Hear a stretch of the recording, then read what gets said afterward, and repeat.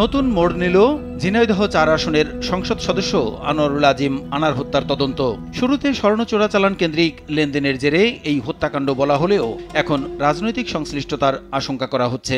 হত্যার ঘটনায় মঙ্গলবার বিকেলে রাজধানীর ধানমন্ডি থেকে আটক করা হয় ঝিনাইদহ জেলা আওয়ামী লীগের সাধারণ সম্পাদক সাইদুল করিম মিন্টুকে। এর আগে আওয়ামী লীগ নেতা কাজী কামাল আহমেদ বাবু ওরফে গ্যাসবাবুকে আটক করে আইনশৃঙ্খলা বাহিনী।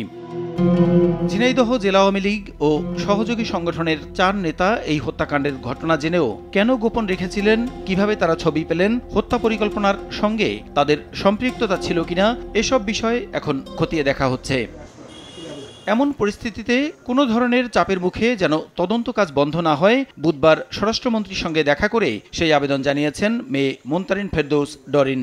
গতকাল থেকে শুনছি যে অনেক তদবির করা হচ্ছে, অনেক জায়গা থেকে তদবির করা হচ্ছে, তাদেরকে যেন ছেড়ে দেওয়া হয়।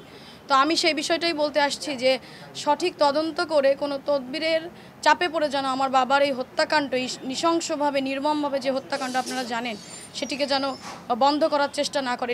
পরে স্বরাষ্ট্রমন্ত্রী গণমাধ্যমকে জানান, এই হত্যার তদন্তে কোনো চাপ নেই, সঠিক পদ্ধতিতে কাজ চলছে। সে বলতেছিল যে আপনারা যাতে কেউ পান না পেয়ে যায়, কে চাপ দিবে আমাদেরকে?